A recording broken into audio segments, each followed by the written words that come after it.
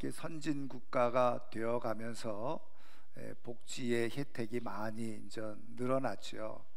그 가운데 특별히 국가가 국민들의 건강을 위해서 늘 관심을 쏟고 애를 쏟고 때가 되면 꼭 건강검진 받으라고 문자도 보내오고 그런데요, 우리나라에서 늘 하는 것이 있는데 국민 건강 실태조사 이거를 하고 있습니다. 근데 이제 우리나라만 그런 것이 아니라 대부분의 선진 국가들이 이렇게 국민 건강 실태조사를 하고 있는데, 이제 프랑스에서 이런 국민 건강 실태조사를 오래전부터 해왔는데요, 이렇게 조사를 하다가 아주 특이한 점을 발견하게 된 겁니다. 이제 이 국민들 사이에서 어느 지역에 살고 있느냐에 따라서 건강이 더 좋기도 하고 건강이 더 안 좋기도 한다는 이제 그런 내용이 보고가 된 거예요. 그래서 예를 들면 이 칼레라고 하는, 이 프랑스의 칼레라고 하는 도시에 살고 있는 사람들하고 그리고 이 피레네에 살고 있는 사람들 단순 비교를 해봤을 때 이 칼레에 살고 있는 사람들이 여러 질병을 더 많이 가지고 있고 심지어는 소화기 계통의 암 발생률이 이 피레네 사람보다 3배나 더 높다는 것이었어요. 간암에 걸릴 확률도 3배나 더 높고 심지어는 이 자살률도 이 피레네 사람들보다 훨씬 높다는 그런 이제 보고가 된 겁니다. 그래서 왜 이런 차이가 있는가 하고 다각도로 연구를 했는데 그 이유를 정확하게 찾아내지 못했어요. 그런데 최근에 이제 과학이 발달하고 의술이 발달하고 다양한 접근으로 조사를 하고 연구를 하다 보니까 내린 최종적인 결론이 뭐냐, 바로 일조량의 차이 때문이다, 이렇게 결론을 내렸다는 겁니다. 그 얘기는 뭐냐면 이 칼레라고 하는 도시는 프랑스의 가장 북쪽, 영국과 가장 가까운 지역이 바로 칼레라고 하는 지역인데요, 그러다 보니까 그 지역은 늘 햇빛이 그렇게 많이 비춰지지 않는 늘 구름이 낀 날씨 이렇게 되어져 있다는 거죠. 근데 반면에 이 피레네는, 여러분 피레네 산맥 아시죠? 프랑스하고 스페인의 국경을 이루고 있는 큰 산맥이 있는데 그곳을 바로 피레네 지역이라고 하는데 그 산을 피레네 산맥이라고 하고, 그 피레네는 프랑스의 가장 남쪽인데 거기에는 일조량, 다시 말하면 햇빛이 비춰지는 날들이 굉장히 많더라는 거죠. 그런데 햇빛을 받느냐 안 받느냐에 따라서 몸의 건강이 굉장히 차이가 난다는 겁니다. 단순히 육체적인 건강뿐만 아니라 말씀드린 것처럼 자살을 하는 많은 이유 중에 하나가 우울증에 걸리는 건데 마음에도 그런 것이 정신에도 그대로 영향을 끼친다는 거죠. 이제 이런 보고에 따라서 실제로 영국의 과학 잡지인 뉴 사이언스라고 하는 잡지가 있는데 거기에서도 이 다양한 사례들을 이렇게 이제 연구를 해서 발표를 했어요. 그런데 햇빛이 사람의 정신 건강과 또 육체 건강에 굉장한 요소가 된다 하는 것을 발표를 한 겁니다. 실제로 미국의 국립정신건강연구소에서 근무하고 있는 로텐탈이라고 하는 이 박사가 있는데 이제 정신건강을 연구하고 또 치료하는 사람이잖아요. 그런데 심한 우울증을 앓는 사람들에게 중요한 처방을 해주는데 그 중요한 처방 중에 하나가 뭐냐, 바로 햇빛을 많이 쬐세요, 이렇게 권고를 한다는 겁니다. 근데 이제 뭐 삶의 여러 가지 환경과 여건 속에서 자연 햇살을 충분히 받지 못할 상황이 되면 2가지를 권고하는데, 하나는 뭐냐, 집안의 등의 밝기를 평상시보다 10배로 더 밝게 해라. 그리고 최소한 하루에 5시간 이상 그 밝은 빛 아래 있어야 된다. 이거를 적극적으로 치료를 위해서 권유를 하고 있다는 거죠. 그러니까 하나님께서 우리를 위해서 창조하신 이 자연 햇살을 적절하게 잘 쐬고 쬐어야지만 우리의 몸과 마음이 건강해진다는 거예요. 여러분, 그런데 우리 하나님께서 우리의 영혼의 건강을 위해서 사실은 더 중요한 빛이 있음을 우리에게 말씀해 주고 있다는 거죠. 그러면 하나님께서 우리의 삶을 더 온전하고 건강하고 아름답게 삶을 살아가도록 하시기 위해서 우리에게 주시는 빛이 있는데, 그 빛이 도대체 무엇이냐? 그 빛에 따라서 우리의 인생이 달라지게 된다는 거죠. 그러면 그 빛이 무엇인가? 오늘 우리에게 주신 말씀을 한번 찾아보면요, 자, 오늘 우리가 읽은 이 말씀의 내용은, 여러분 우리가 지금 역대하를 이번 주간에 다 읽으셨을 텐데, 역대상과 역대하는 한 권이죠. 그런데 이스라엘의 역사, 특별히 남쪽 유다의 역사를 집중적으로 기록해 놓은 것이 역대상하입니다. 우리가 이미 앞서 읽었던 사무엘 상하, 열왕기 상하도 똑같이 이스라엘의 역사를 기록해 놓은 책인데, 그 역사는 북쪽 이스라엘과 남쪽 유다의 역사를 같이 기록을 해놨다고 한다면, 이 역대상하는 남쪽 유다의 역사를 집중적으로 조명하고 기록을 해놓은 책이죠.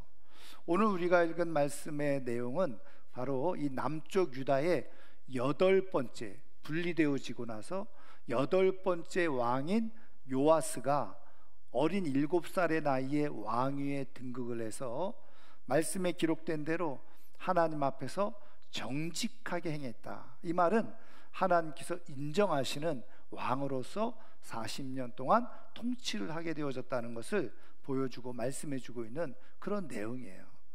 근데 여러분, 7살의 어린 나이에 왕이 되었는데 어떻게 그렇게 하나님으로부터 정직하다고 인정받을 수 있도록 그렇게 삶을 살아낼 수 있었느냐는 거죠. 여러분, 보통 7살 그러면 우리나라 사람들이 흔히 말하는 것처럼 미운 7살, 그 얘기는 뭘까요? 부모의 말을 잘 안 듣고 자기 마음대로 막 하는 첫 번째 시기, 그게 7살이라는 거예요. 한마디로 말하면 천방지축, 자기 마음대로 하려고 하는 때, 그냥 부모에게 떼를 쓰면서 그렇게 살아가는 때, 그게 바로 7살 때인데, 오늘 말씀에 이 요아스라고 하는 왕이 어린 7살의 나이에 왕이 되어졌다는 거예요. 그럼에도 불구하고 이제 못된 왕이 아니라 오늘 말씀에 나와 있는 것처럼 정말 하나님 앞에서 정직하게 행한다고 인정받는 그런 왕이 되었다는 거죠. 여러분, 어떻게 그렇게 되어질 수 있었느냐? 사실은 그것에 대해서 힌트가 될 만한 말씀이 2절 그대로 있어요. 그래서 2절 말씀을 한번 같이 읽겠습니다. 제사장 여호야다가 세상에 사는 모든 날에 요아스가 여호와 보시기에 정직하게 행하였으며. 아멘. 그러니까 어린 요아스가 왕이 되어졌지만 왕으로서 하나님 앞에서 올바르고 정직하게 하나님의 뜻을 이루면서 왕의 역할을 할 수 있었던 이유가 뭐냐? 바로 제사장 여호야다가 세상에 사는 모든 날에, 한마디로 말하면 제사장 여호야다가 그를 도와주고 그와 함께 주었기 때문이라는 거예요. 그런데 성경은 왜 이렇게 기록을 해놓고 있느냐? 이걸 뒤집어서 제사장 여호야다가 이 요아스와 함께하지 않을 때는 그가 하나님 앞에서 온전한 삶을 살아내지 못했다는 거예요. 그래서 여러분, 성경을 보시면 24장 뒤로 넘어가셔서 15절에 보면요, 여호야다가 결국은 130세가 되어서 죽어요. 자, 그리고 나서 17절에 보시면 여호야다가 죽은 후에 유다 방백들이 와서 왕에게 절하매 왕이 그들의 말을 듣고, 그 다음부터 18절부터 어떻게 해요? 여호와를 버리고 우상을 섬기는 일을 하게 되어지죠. 그러게 됐을 때 바로 이 스가랴라고 하는 제사장, 바로 앞서 말씀드린 이 여호야다의 아들인데, 그가 와가지고 그렇게 하면 안 된다라고 얘기를 하지만 그 여호야다의 아들 스가랴까지도 죽이는 그런 일을 범하게 되어지는 거예요. 그래서 결국은 이 불행한 왕으로 그 인생이 끝나게 되어지고, 심지어는 그래서 백성들이 그 요아스를 왕의 묘실에다 묻지도 않는 그런 불행한 결과를 초래했던 것을 보게 되어져요.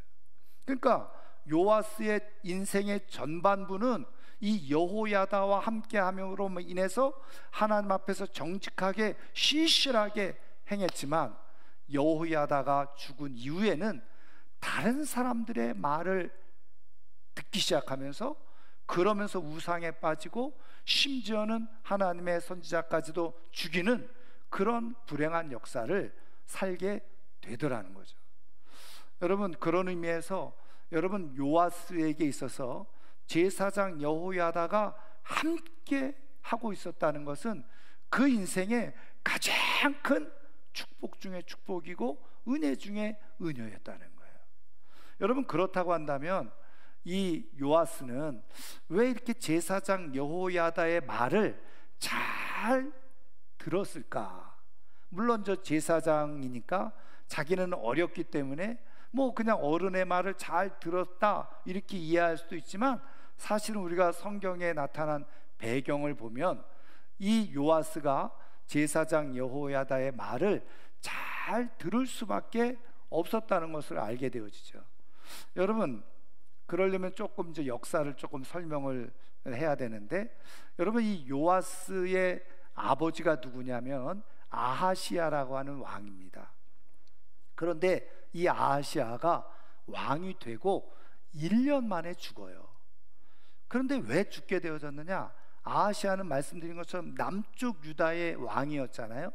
그런데 북쪽 이스라엘의 수도였던 사마리아에 갔다가 거기 북쪽 장군이었던 예후에 의해서 죽게 되어져요.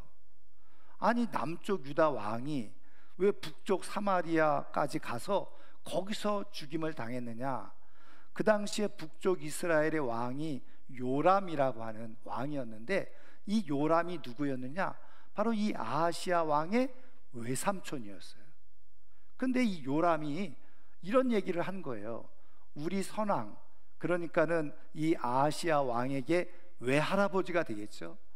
우리 선왕이 그 아람이 빼앗은 길르앗 라못이라고 하는 이 도시를 빼앗으려고, 다시 찾으려고 전쟁을 하다가 죽었는데, 우리가 다시 그 길르앗 라못을 되찾아야 되지 않겠냐, 그렇게 얘기를 하니까, 외삼촌이 그래 얘기하니까 아하시아가 같이 참여를 하게 된 거예요. 그런데 그 속에서 어떻게 해요? 이미 하나님은 예후라는 장군을 통해서 이 요람도 죽이고 그 북쪽 이스라엘의 반역의 역사가 일어나게 되어지는데, 그때 이 아하시아가 거기에 갔다가 결국은 희생을 당하게 되고 만 거죠. 여러분, 그렇다고 한다면 바로 이 아하시아와 그 요람이, 북이스라엘 왕 요람이 외삼촌 외족과 관계면, 지금 이 아하시아의 부모님이 누구였느냐? 여러분, 부모님은 여호람이라고 하는 왕이었고, 그 어머니가 누구였어요? 바로 북쪽 왕, 바로 요람의 남매 지간이었던 거죠. 이름이 뭐냐? 아달랴였어요. 근데 또 올라가면 이 남쪽 왕 여호사밧하고 북쪽 왕이었던 가장 최악의 왕으로 불려지는 이 아합이 사돈 관계를 맺는 거예요. 그래서 여호사밧이 자기 아들 여호람, 그리고 이 아합이 자기의 딸 아달랴 결혼을 시킨 거예요. 근데 이 아달랴가 보통 여자가 아닌 거죠. 우상을 극심하게 섬기고, 그리고 아주 악한, 아버지의 피를 이어받았는지는 몰라도 아주 굉장히 악한 여인이 바로 아달랴인데 결혼을 한 거죠. 그래서 우상이 들어오게 되어지고, 이 여호람도 똑같이 부인 따라서 우상을 섬기고, 거기에 태어난 아들이 아하시아예요. 그런데 아하시아가 말씀드린 것처럼 1년 만에 그것도 사마리아에 올라갔다가 죽었잖아요. 그런데 이 아달랴가 어떤 행동을 취하냐면, 그 아하시아의 자녀들이나 뭐 혹은 형제들이 왕위에 올라야 되는데, 그 모든 왕위에 오를 수 있는 후손들, 형제들을 다 죽여버려요. 누가? 이 아달랴 여자가. 그리고 자기가 여왕이 돼서 6년 동안 그 유다를 다스리게 되어지는. 그런데 그때 마침 이 요아스라고 하는 자기의 아들이잖아요. 이 아달랴의 아들. 그런데 이 요아스가 그 여호사부앗이라고 하는 아하시아 왕의 그 남매죠, 누이인데, 그것을 알고는 이 요아스 자기 조카를 숨겨요. 태어난 지 얼마 안 된 1년도 채 되지 않은 이 아들을 성전에 숨깁니다. 근데 왜 성전에 숨겼냐면, 이 여호사부앗이 누구의 부인이었냐면 오늘 말씀에 나오는 제사장 여호야다의 부인이었어요. 그러니까 제사장 여호야다는 이 요아스의 고모부가 되고 여호사부앗은 고모가 되는 거죠. 그러니까 요아스는 사실은 아무것도 모른 채 성전에서 자라게 되어지면서 고모와 고모의 손에 의해서 6년 동안 자라게 되어지죠. 그렇게 되어지고 결국은 어떻게 해요? 이제는 이 여호야다가 이제 생각을 하다가 이 아달랴에 의해서 이 나라가 완전히 망해지는 것을 생각하면서 안 되겠다 해가지고 백성들을 모아가지고, 비록 어린 나이였지만 7살 된 이 요아스를 왕위에 세우게 되어진 거예요. 그래서 이 요아스가 왕위에 세워지게 된 겁니다. 여러분, 그렇게 본다면, 여러분 요아스의 입장에서 보면 사실은 자기가 이렇게 생존할 수 있었던 이유, 심지어는 다시 왕의 자리에 오를 수 있었던 이유는 전적으로 누구의 도움 때문이었어요? 당연히 제사장 고모부였던 여호야다의 도움 때문이었던 거예요.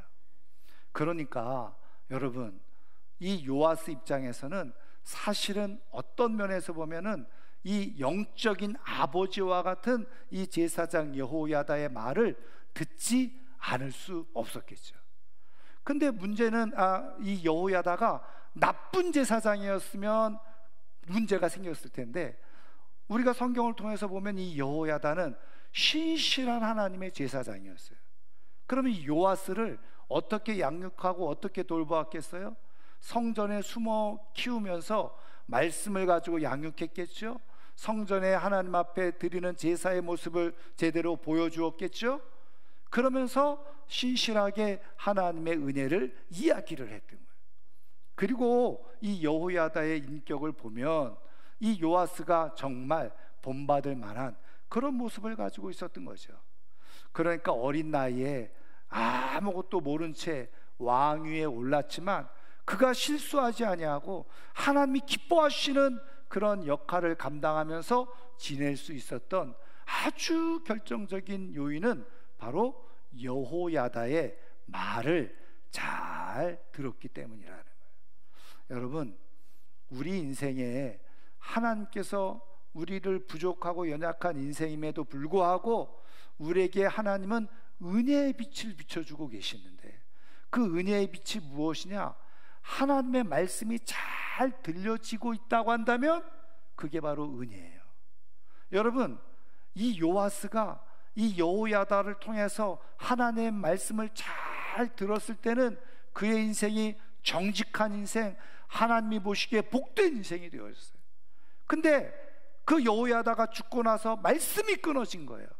그리고 엉뚱한 어둠의 세력의 말을 듣기 시작하니까 그 다음에 그의 인생은 말 그대로 어둠 속으로 들어가는 불행한 인생이 되고 만 거죠. 여러분, 하나님께서 우리의 인생을 복되고 아름답게 해주시기 위해서 우리에게 빛을 비춰주시는데, 그 빛의 하나가 뭐냐? 말씀의 빛인 거예요. 하나님의 말씀이 들려지는 은혜를 우리에게 허락해 주시는, 말씀의 은혜가 우리에게 나타나게 되어지고, 말씀의 빛이 제대로 우리의 인생에 비춰지게 되어지고, 그 말씀을 붙들고 살아가게 되어질 때 그 영혼은 건강해지고 그의 인생은 복되고 하나님께서 친히 함께 해주시는 영광스러운 인생이 되는 줄 믿습니다. 그런 의미에서 하나님은 오늘도 우리의 영혼을 위해서, 우리의 아름다운 삶을 위해서 하나님의 말씀의 빛을 우리에게 비추고 계심을 믿으시기를 주님의 이름으로 축원합니다.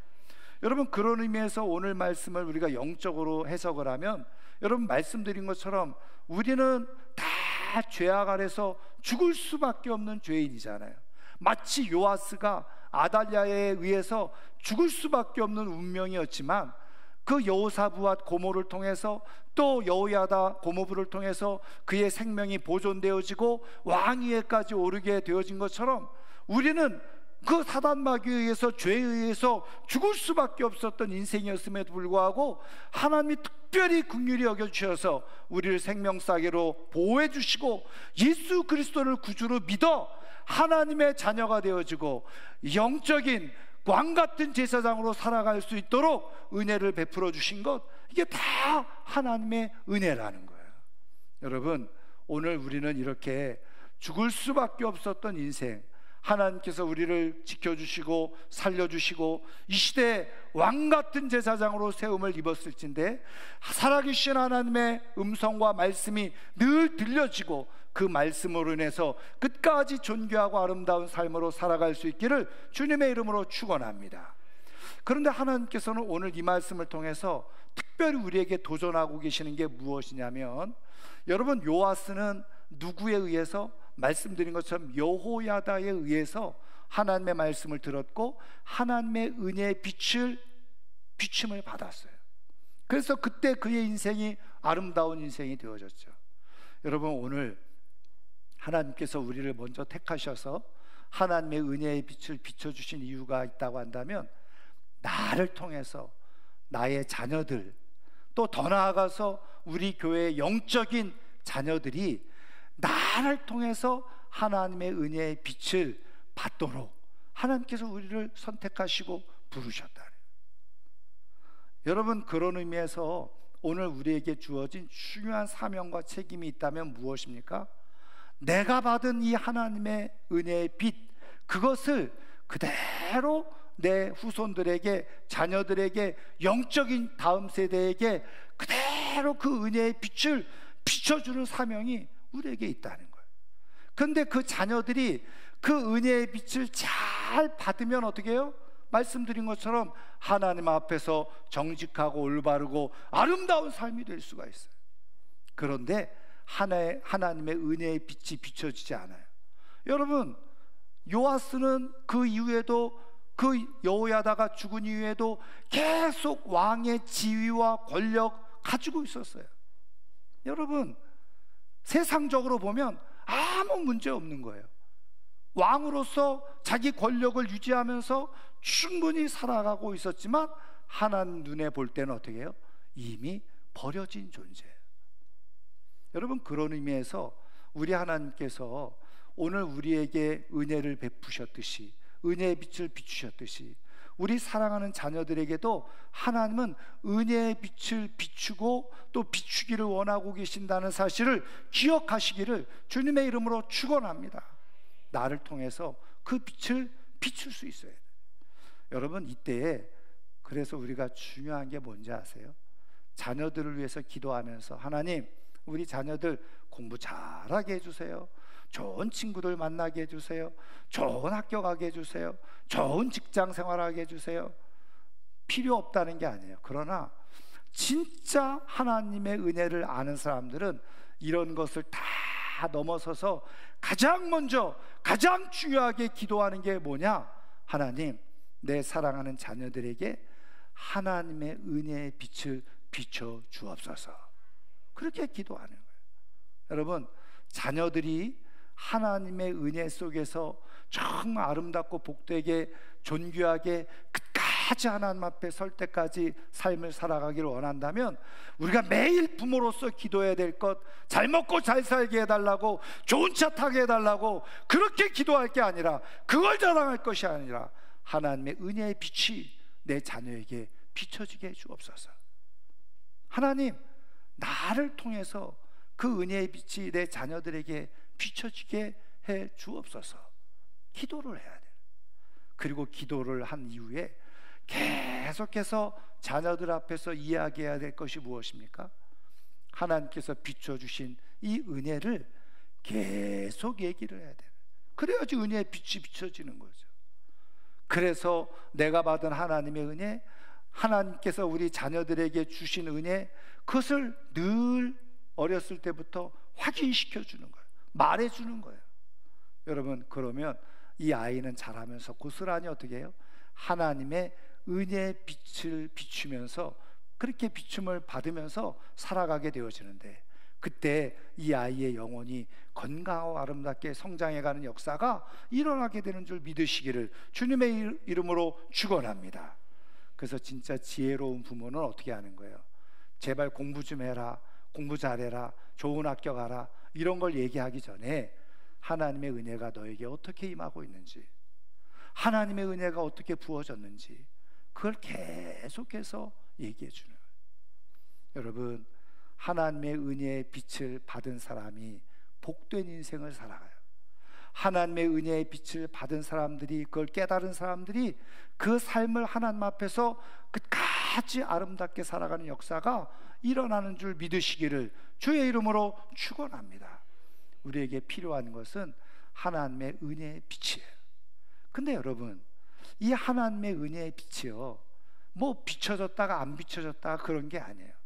여러분, 늘 하나님의 은혜의 빛은 오늘도 변함없이 우리 가운데 비춰지고 있는 줄 믿으시기를 주님의 이름으로 축원합니다. 근데 문제는 뭐냐면 그거를 잘 분별을 못하는 거예요. 깨닫지를 못하는 거예요. 깨닫지를 못하니 하나님의 은혜가 없는 줄 알죠. 그래서 우리에게 필요한 건 뭐냐? 하나님의 성령님을 통해서 그 비춰지는 하나님의 은혜를 깨닫는 은혜가 있어야 돼요. 그렇게 되어지면 하나님께서 함께 해주시는 복된 삶으로 살아가는 역사가 일어나게 되는 거죠. 저는 이 어린이 주일에 또 우리 자신이 받은 하나님의 은혜의 빛을 우리 사랑하는 후손들, 우리 자녀들이 그대로 이어받는 가운데 하나님 앞에서 정직하게, 아름답게, 존귀하게 살아가는 그 가정, 가문이 꼭 되기를 주의 이름으로 축원합니다. 하나님의 은혜의 빛 아래 있는 삶이 복된 삶이 되는 거예요. 이제 여러분 말씀을 마치려고 하는데요, 여러분 20세기, 21세기에 걸쳐서 최고의 기독교 작가 한 사람을 꼽으라고 한다면 제가 몇 번 소개해 드린 적도 있습니다만은 필립 얀시라고 하는 분이에요. 우리나라에도 여러 권의 책이 번역돼서 출간이 되어졌죠. 그런데 이 필립 얀시라고 하는 분이요, 1949년생인데 지금 이제 70세가 훨씬 넘었죠. 근데 이제 기독교 저술가로 또 강연가로 이렇게 활동을 하고 있는데, 필립 얀시가 이렇게 펴낸 책을 세계 40여 개국 언어로 번역되어져서 1,500만 부가 팔렸다는 거예요. 별로 놀라지도 않아요. 1,500만 부가 팔렸는데, 여러분 100만 부만 팔려도 그게 베스트셀러라는 거예요. 근데 1,500만 부가 팔렸어요. 15배 많은 책들이 전 세계적으로 팔린 거죠. 그렇게 기독교적으로 영향력 있는 그런 작가인데, 이분이 한 2년 전에 2023년에 책을 하나 펴냈어요. 바로 빛이 드리운 자리라고 하는 책이에요.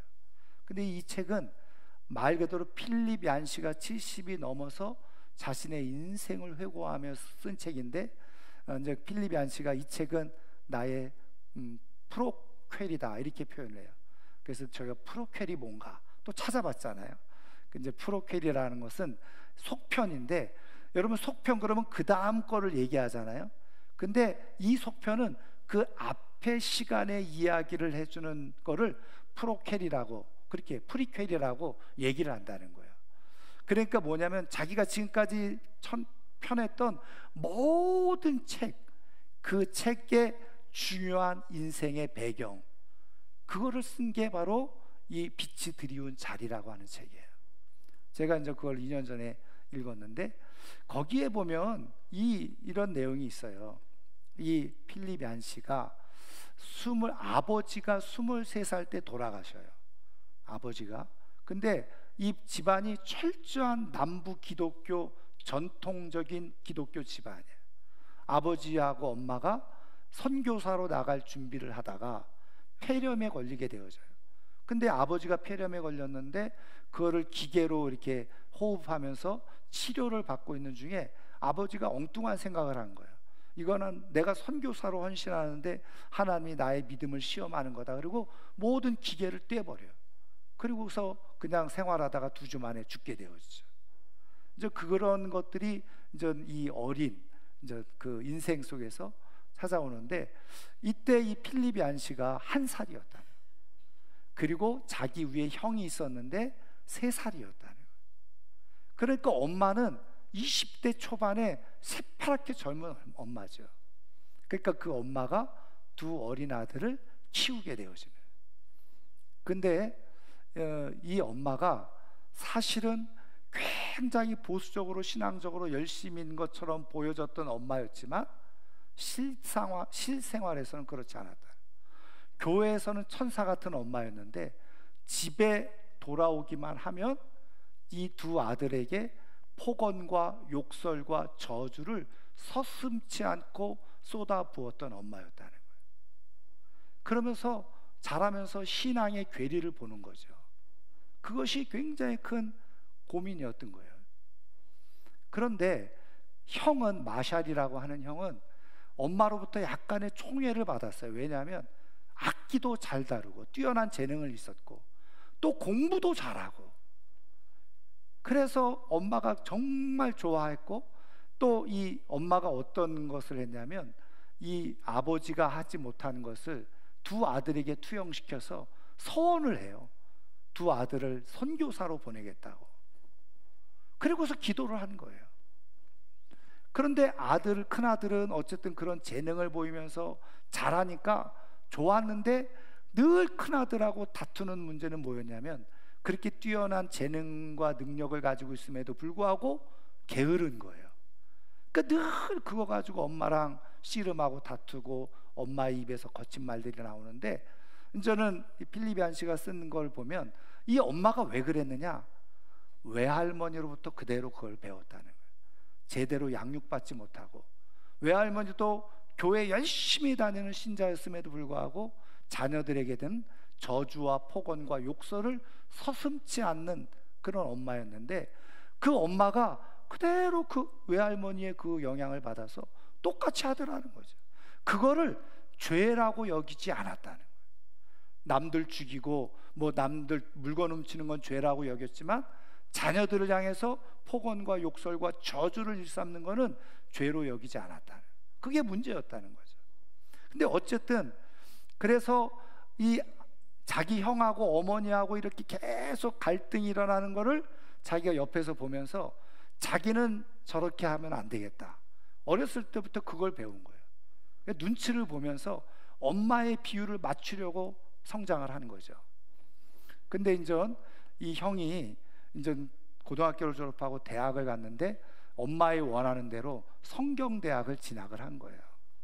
근데 이제 공부하다 보니까 더 좋은 대학에 가고 싶은 마음이 있어서 기독교 대학으로 유명한 휘튼 대학으로 옮기려고 형이 그랬을 때 엄마하고 심하게 다투게 되어져요. 왜냐하면 그 휘튼 대학이 기독교 대학이긴 했지만 보수적인 눈으로 볼 때는 이미 타락한 대학으로 여겨졌으니까 그거 가지고 심하게 다투게 돼요.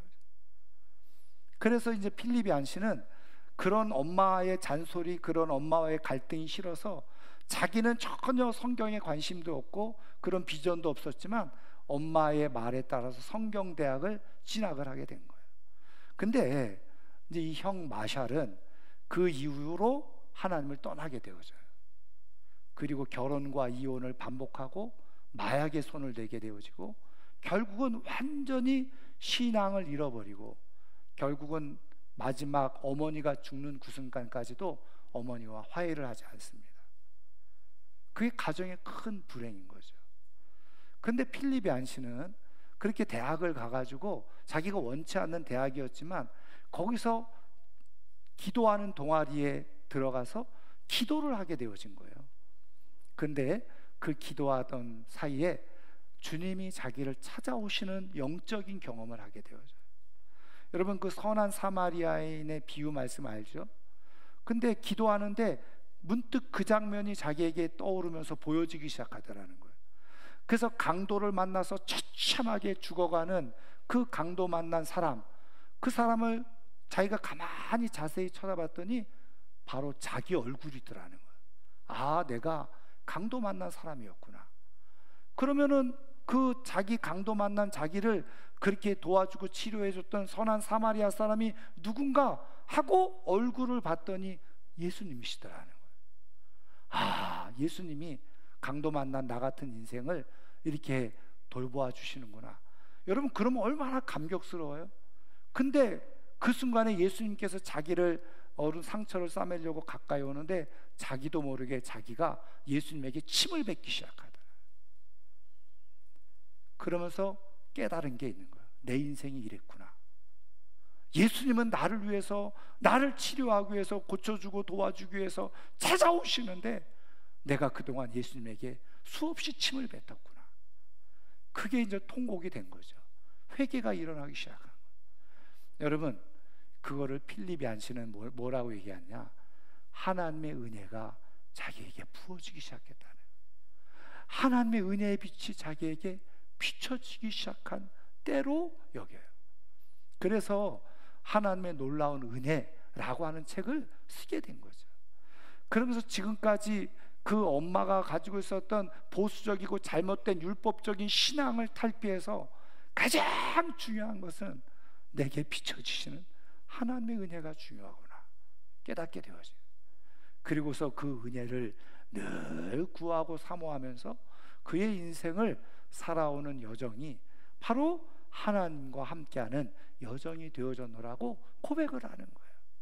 자기는 그 이후에 어머니와 화해를 하고 어머니를 용납하고 그러면서 마지막 어머니와 좋은 그런 마무리를 하게 되어요. 여러분, 필리비안 씨가 이 책에서 얘기하려고 하는 게 뭐냐, 이거예요. 똑같은 어머니 밑에서 그렇게 잘못된 신앙관 속에서 욕설과 저주 그리고 그런 말을 들으면서 형하고 나하고 살았는데 형하고 나 인생이 왜 이렇게 차이점이 났느냐? 간단하다는 거예요. 하나님의 은혜가 자기에게 비춰졌고 형에게 하나님의 은혜가 비춰지지 않았다는 거예요. 아니, 더 중요한 건 형도 간혹가다 하나님에 대해서, 은혜에 대해서 얘기했던 적이 있었다는 거예요. 그럼 뭐냐? 자기는 그 하나님께서 비춰주신 은혜를 깨닫고 그 은혜의 빛 아래 계속 살려고 몸부림을 쳤다는 거예요. 근데 형은 하나님의 은혜가 비춰졌던 잠깐의 순간의 기억은 있지만 그걸 유지하지 못하는 거예요. 그리고 하나님이 계속 형에게 은혜를 비추었지만 그것을 거부하고 살다가 결국은 불행한 인생이 되어지고 말았다는 거죠. 사랑하는 성도 여러분, 우리의 인생에 가장 소중한 빛은 하나님의 은혜의 빛이 내게 비춰지는 거예요. 지금도 나를 어떻게 사랑하고 계시는지, 나와 어떻게 함께하고 계시는지, 그걸 잘 깨닫고 살아가고 그 은혜의 빛 아래 내 삶을 유지하려고 하는 인생이 진짜 복된 인생이 되는 거죠. 여러분, 우리 사랑하는 자녀들 내 힘으로 어떻게 할 수 있겠어요? 못해요. 하나님의 은혜의 빛이 비춰져야 돼요. 그리고 그 은혜의 빛이 비춰질 때 그것이 깨달아지는 역사가 일어나고, 그래서 하나님 안에 머물러 살 때 그 인생이 복된 인생이 되는 거죠. 그래서 영적인 부모는 어떻게 하는 거예요? 계속 기도할 때 공부 잘하게 해주세요, 좋은 집에 살게 해주세요, 뭐 이런 거 중요하지 않아요. 하나님 은혜의 빛을 내 사랑하는 자녀들에게 계속 비춰주시옵소서.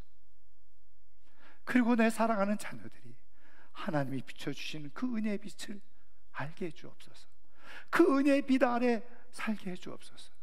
그러면서 끊임없이 입을 열어서 욕설과 폭언과 저주를 하는 것이 아니라 계속 하나님께서 비추신 은혜를 자녀들에게 이야기를 해주는 거죠.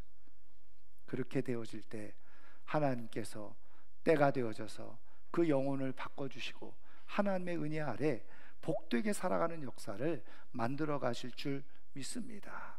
오늘 이 어린이 주일에 나뿐만 아니라 내 후손들 또 영적인 자녀들에게까지 비춰주시는 이 하나님의 은혜의 빛을 간구하고 그것을 선포하는 가운데 하나님이 기뻐하시는 아름다운 믿음의 가정과 가문을 이루며 살아가는 하나님의 사람들 꼭 되기를 주님의 이름으로 축원합니다.